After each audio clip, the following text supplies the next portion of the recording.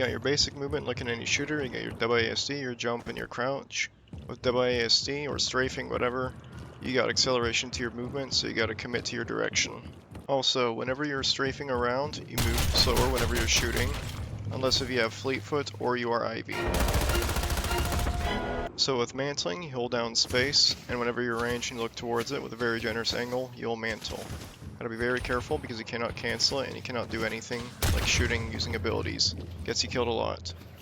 Zipline, similar story in how to use it. You hold down your jump key and you just look towards it, and you'll get on the zipline. You can exit it by either jumping or crouching.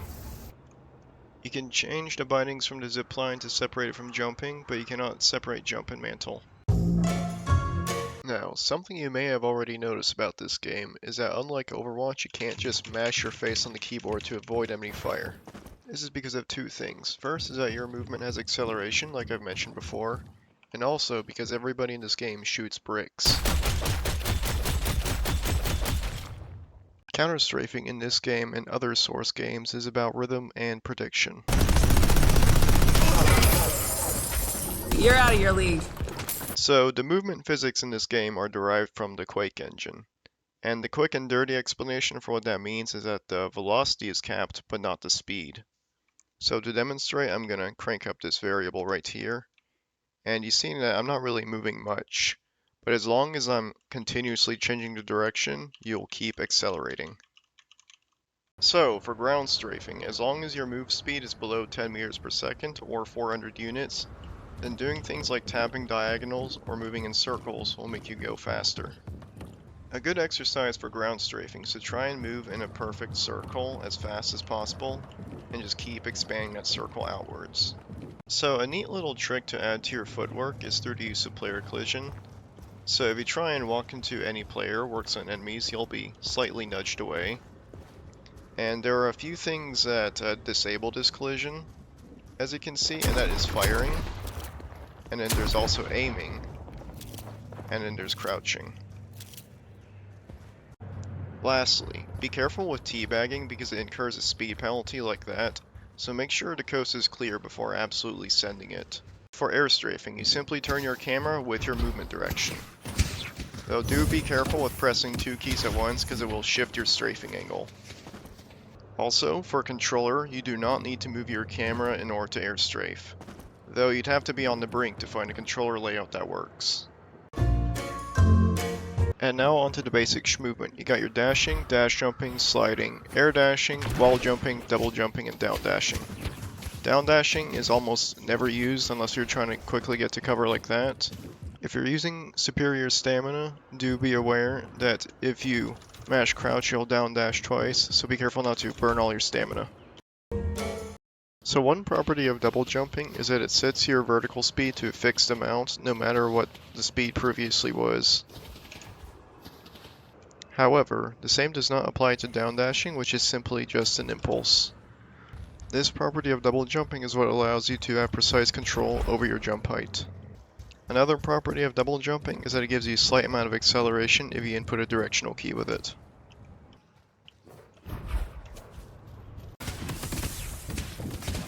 Who would have thought that punching strangers would feel so good?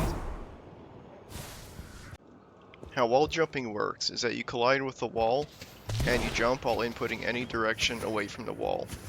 However, one thing to note is that it increases air drag, so it tends to kill your Shmovement. One thing to be aware of is that the direction of the wall jump also depends on the angle of the wall, so do watch out for any funky map geometry like that, because it can send you to unexpected directions. However, you can use it to your advantage. It's called corner boosting. There's not really much to explain about dashing and dash jumping, other than that it gives you a very high acceleration value, so you can actually use it to instantly change directions like that.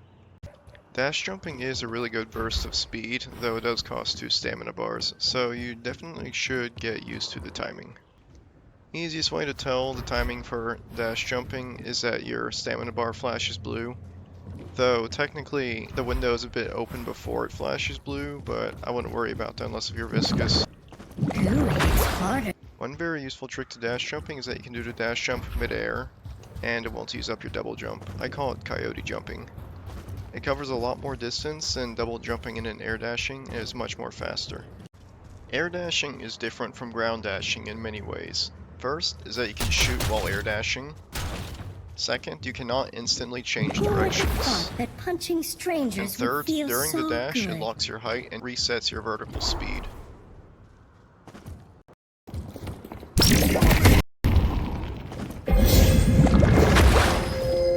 So, sliding, there's a lot to it. It reduces your friction and lets you turn corners for tofu delivery. The two conditions to sliding is to either crouch whenever you're moving at roughly 10 meters per second, or whenever you're moving down a slope.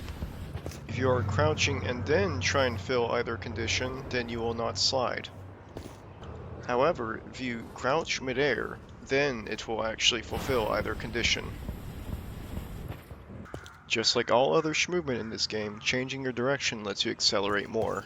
So with sliding, as long as you keep turning, you'll keep going faster. While you are sliding, you can jump out of it whenever, unless if you're doing it out of a dash. Then you have to be moving down a slope in order to override that. Two commonly used basic techs are dash sliding and melee mantling.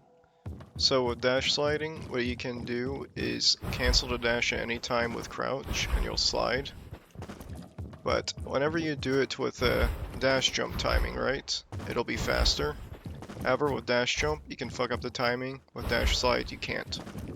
An important thing to know about dash sliding is that whenever you exit the slide, you cannot jump or dash again during that short hop. There's a very useful but pretty difficult tech called stand canceling, and how it works is that exiting crouch cancels your dashes. And what it allows you to do is rapidly chain dashes together like this, and it also lets you wave dash. There's another method to canceling dashes, and that's through the use of these abilities, and it lets you do some nasty tricks like this.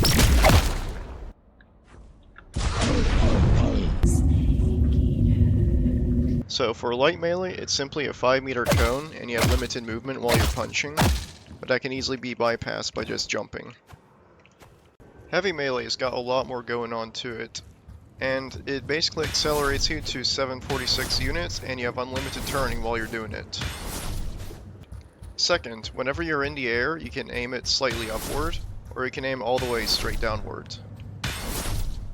Third, whenever the punch ends, it completely kills all of your speed, like this. Now, the hit detection on heavy melee is not very intuitive. The actual punch is the same 5-meter cone as light melee at the end of the charge. But the charge ends early if you are moving towards them and reach a certain distance. Now, if you are ever in that situation where they're a bit too far for light melee, but heavy melee would be too telegraphed, what you can instead do is quickly dash slide to close distance, and that's pretty hard to see coming.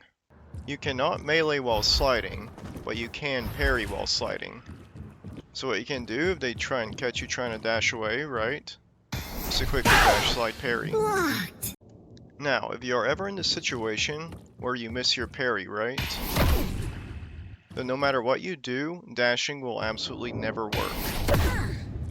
So if your parry's on cooldown, what you can instead do is simply double jump. Last but not least, if you melee during your weapon's cycle time, it'll lock out your firing for a small while. So be very careful for characters with alt fires. Melee mantling, so how it works is that you can cancel melee with mantling. And so what you can do is wall jump and immediately melee in order to get to spaces without burning stamina, but it is slower than just double jumping. There is also another very useful tech that's not too difficult, and that is heavy melee canceling, and that's through the use of specific abilities or items. I'm not afraid of you. So for characters like Abrams, heavy melee canceling is not just good for movement, but it's also good for mind games.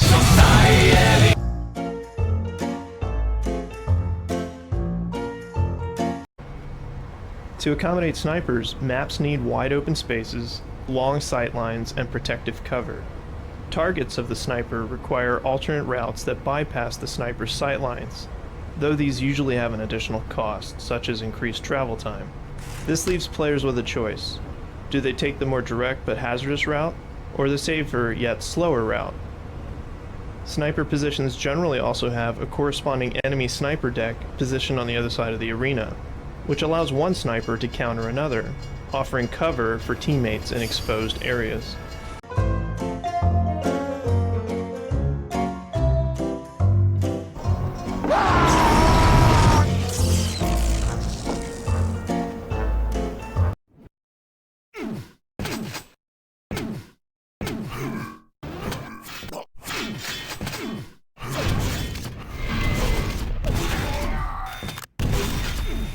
Rare high moments.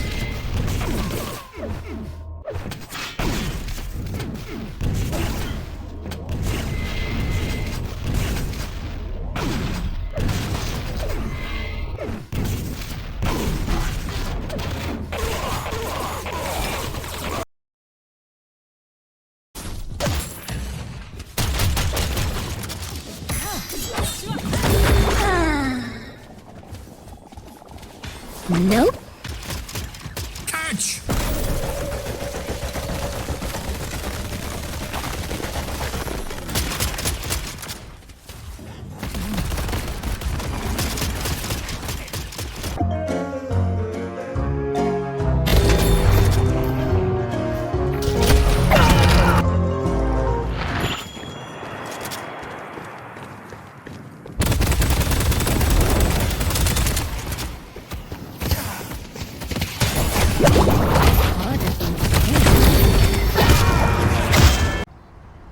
When designing areas for high levels of combat, we try to avoid complexity and chaos. Complex geometry confuses players, making it hard for them to track enemies and interfering with their movement and aiming during combat. The most chaotic combat tends to occur when the size of the room fails to support the number of players fighting in it. In this final area of the map, we wanted a free-form battle to rage for some time before anyone could achieve a decisive victory. To achieve this, we built a wide open area with several entrances and gave players a variety of attack and defense options at various heights. Rather than depend on elevators and ladders, we relied on ramps, since these allow freedom of movement at all times instead of confining players.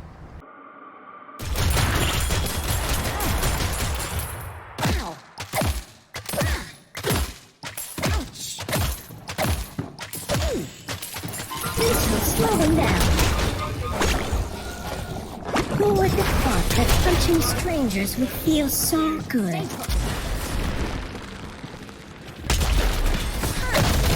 Expelling goo. You're locked in here with me! Did you see that?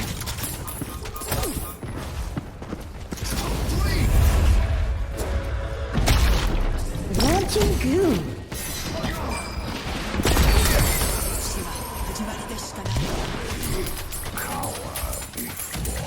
Need help on orange. Shut up!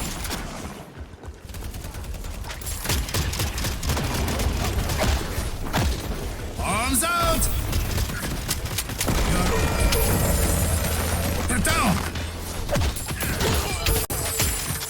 Dispatched! You're in the big leagues now, bitch! There is only one law to advance Shmovement. The floor is lava, but the air is on fire. No matter how perfect your Shmovement is, you'll always be losing speed, and this is because of air drag. However, if you drop off a zipline, then it'll disable air drag for 2 seconds. This is how you get more use out of wall jump, and it's how people do those crazy ass moves where they farm Vegas for funny replays.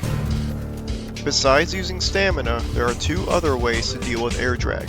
The first is with Airstrafing, and while it cannot surpass air drag, it can at least slow it down. The second is to slide down slopes to regain any lost speed. And now it's time for bunny hops. You jump the moment you hit the ground. If you do it right, it will not make a sound. You do it too late, you lose speed. You do it too early, you double jump instead. The easier alternative is slide hopping. While it is not as good for speed, it is much better for turning. However, slopping has 2 windows for timing. There is a speed penalty if you do not slide for half a second, but friction increases if you slide too long. The timer is reset if you gain any speed. If you want to get a feel for the timing, just listen for the knocking sound in the slide. And that's all I have for this guide. If you want to see more, check out the movement doc. Thanks, and have fun. Good work. This may hurt.